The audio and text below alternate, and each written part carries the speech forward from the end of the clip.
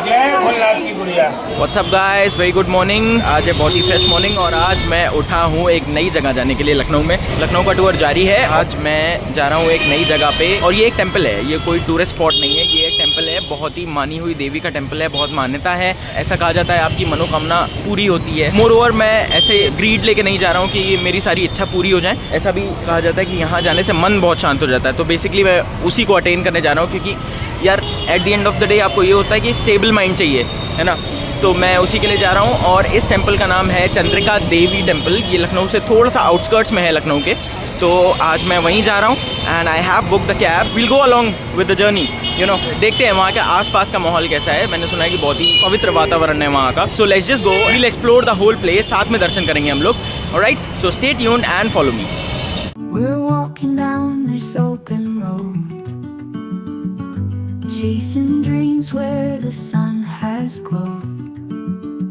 The wind is singing, our hearts take flight. Every step feels like pure delight. Oh, this road, it's calling me. A melody of life, wild and free. Through the valleys and skies. So guys, पहुंच गए हैं Chandrika Devi temple. बहुत traffic था शहर के बीच में से, थोड़ा सा ज़्यादा टाइम लगा आने में, बट स्टिल नॉनदलेस पहुंच गए हैं। और अब मैं जा रहा हूं दर्शन करने। पहले मैं जो उनको चढ़ाया जाता है एज़ पर ट्रेडिशन वो लूँगा, then I will head towards the main temple. I will show you what I have purchased माता जी को चढ़ाने के लिए, वो मैं आपको शो करूँगा और मैं आपको ये सिग्निफिकेंस भी बताऊँगा। चलते हैं, हम सब साथ में दर्शन करेंगे चल के, माता से सारी चीज़ें शेयर करेंगे जो हमारे मन में चल रहा है। आई will show you everything. Let's just go towards the main temple. Stay tuned.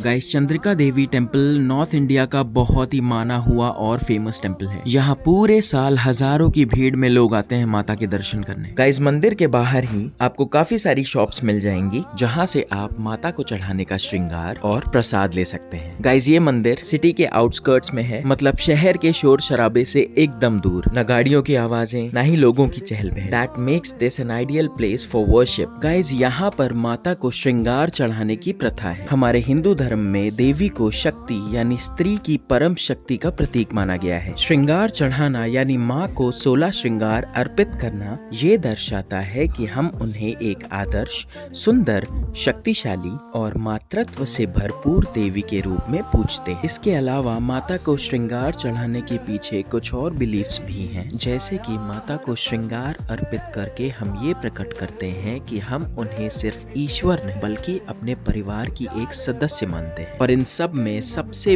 प्रमुख बिलीफ ये है कि चंद्रिका देवी को माँ पार्वती का स्वरूप माना गया है। ऐसा कहा जाता है कि शिव विवाह से पहले माँ पार्वती ने स्वयं को सजाया था और इसी वजह से उन्हें श्रृंगारमयी शक्ति कहा गया और तभी से माता को श्रृंगार चढ़ाने की प्रथा शुरू हो गई, इस विश्वास के साथ कि माता भक्तों की हर मनोकामना पूरी करेंगी। गाइस, भारत में कई प्रमुख मंदिरों की तरह इस मंदिर में भी देवी के दर्शन से पहले काल भैरव महाराज के दर्शन करना आवश्यक है। इसका एक प्रमुख कारण ये है कि श्री काल भैरव महाराज देव स्थानों के क्षेत्रपाल यानी कि रक्षक माने जाते हैं और इसीलिए ऐसी मान्यता है कि मंदिर में प्रवेश करने से पहले काल भैरव महाराज के दर्शन करना अनिवार्य है। और एक स्ट्रॉन्ग बिलीफ ये भी है कि काल भैरव महाराज हमें नकारात्मक ऊर्जा यानी नेगेटिव एनर्जी से प्रोटेक्ट करते हैं। गाइस, देवी के दर्शन करने जब आप मंदिर की ओर बढ़ेंगे तो आप नोटिस करेंगे कि यहाँ हजारों चुनरियां बंधी हुई हैं। वो इसलिए क्योंकि भक्त मानते हैं कि सच्ची श्रद्धा से अपने मन में कोई मनोकामना लिए कोई भी भक्त यहाँ पर चुनरी बांधता है तो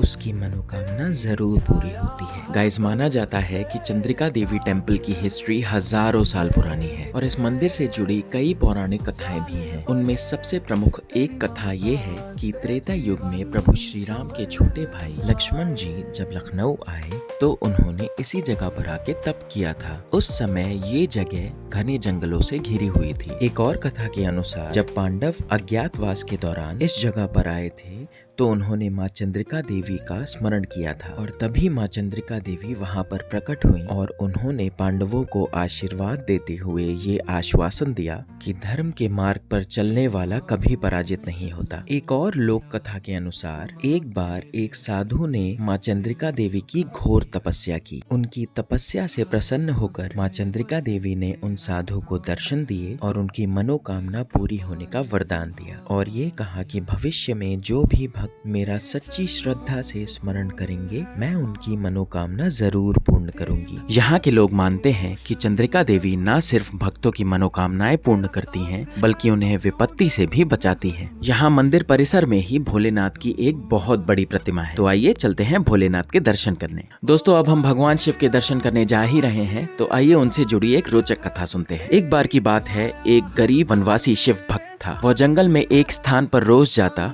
और शिवलिंग पर बेलपत्र चढ़ाता। इसके सिवा उसे कोई मंत्र जाप, कोई पूजा के विधि विधान नहीं आते थे। बेलपत्र चढ़ाते वक्त वो सिर्फ एक चीज कहता, हे भोलेनाथ, मुझे कुछ नहीं आता, ये बेलपत्र स्वीकार करें। एक दिन भोलेनाथ ने उस वनवासी को दर्शन दिए और बोले, हे भक्त, मैं तुम्हारी तपस्या से बहुत प्रसन्न हुआ और उस वनवासी को ये वरदान दिया कि तुम्हारे सब दुख तकलीफें, रोग विकार दूर हो जाएंगे। इससे हमें ये सीख मिलती है कि भगवान का स्मरण करने के लिए सिर्फ एक सच्चा मन चाहिए। सच्चे मन से किया गया काम जरूर पूरा होता है। उस वनवासी की तरह भोलेनाथ हम सब की कामना भी जरूर पूरी करें। तो बोलो जय भोलेनाथ।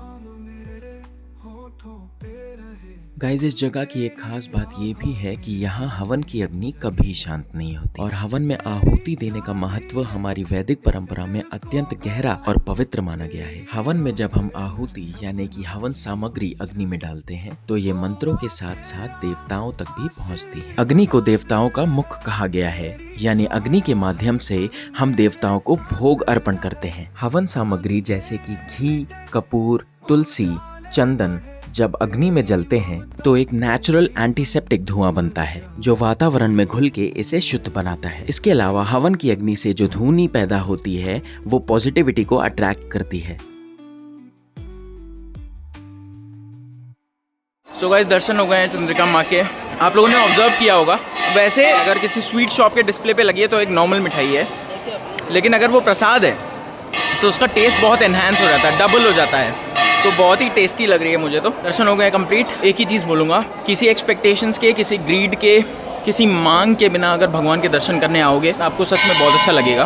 गाइस, सिर्फ अपनी बातें शेयर करना, हाँ एक चीज़ आप मांग सकते हो कि और ताकत दें, माइंड को और स्ट्रॉन्ग करें, दिमाग विकसित हो, दिमाग और स्ट्रॉन्ग हो, बॉडी और स्ट्रॉन्ग रहे, ताकि अगर चैलेंजेस भी आएँ, फाइनेंशियल फिजिकल चैलेंजेस भी आएँ या कोई भी चैलेंजेस आए, वो हम लोग ओवरकम कर पाएँ रादर दैन मटेरियलिस्टिक चीज़ें मांगने से। मैं तो यही सजेस्ट करूंगा गाइस कि आप लोग हमेशा ये मांगें कि छोटी छोटी चीज़ों में खुशियाँ ढूंढें, हमेशा स्ट्रॉन्ग रहें, स्ट्रॉन्ग रहने को मांगें, आपकी बॉडी, आपका माइंड स्ट्रॉन्ग रहे, आपका साथ दे, हमेशा टफ सिचुएशंस में आप डिसीजन ले सके, डिसीजन मेकिंग आपकी अच्छी हो, थॉट प्रोसेस आपका बेटर हो एज टाइम प्रोग्रेसेस। यही था आज का व्लॉग। माँ चंद्रिका देवी के दर्शन आपको कैसे लगे आप ज़रूर बताइएगा। ये मंदिर परिसर, ये मंदिर का पूरा प्रेमाइसेस आपको कैसा लगा वो ज़रूर बताइएगा। And let me know in the comment section कि कोई चंद्रिका देवी मंदिर आ चुका है, उनके दर्शन करने आ चुका है, तो उनको कैसा लगा, उनकी लाइफ में क्या चेंजेस आए उसके बाद। जो भी लखनऊ आने वाला है वो चंद्रिका देवी माँ के दर्शन करने वाला है। गाइस, आई होप आप सबको व्लॉग अच्छा लगा होगा। Then please like, share and subscribe and hit the bell icon, so मेरे आने वाले वीडियोस के नोटिफिकेशंस आपको पहले से मिल जाएंगे।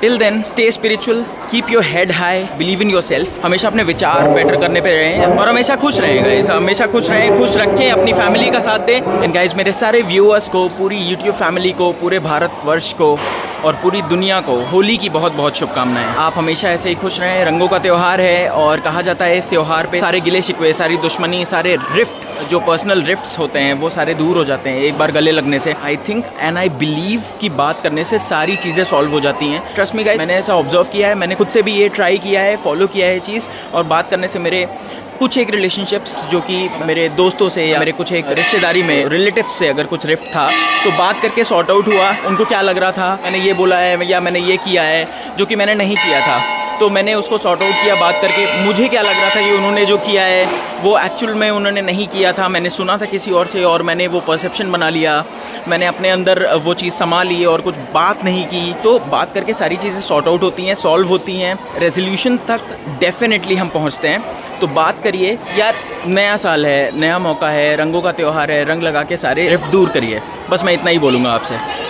तो मैं बहुत जल्दी आऊँगा, बहुत अच्छे अच्छे व्लॉग लेके आऊँगा, बहुत अच्छा कंटेंट आपके सामने लेके आऊँगा। ऐसे ही अच्छी अच्छी जगह आपको घुमाता रहूँगा, अच्छे लोगों से आपको मिलाता रहूँगा, देवी देवताओं के दर्शन कराऊँगा, पूरा भारत पूरी दुनिया घुमाऊँगा धीरे धीरे। अपना हाथ मेरे सर पे बनाए रखें, अपना आशीर्वाद बनाए रखें and do subscribe to my channel so that personally मुझे बहुत मोटिवेशन मिलता है आपके जस्ट वो सब्सक्राइब वाले बटन पर क्लिक करने से। Thank you so much for watching the vlog guys, love you.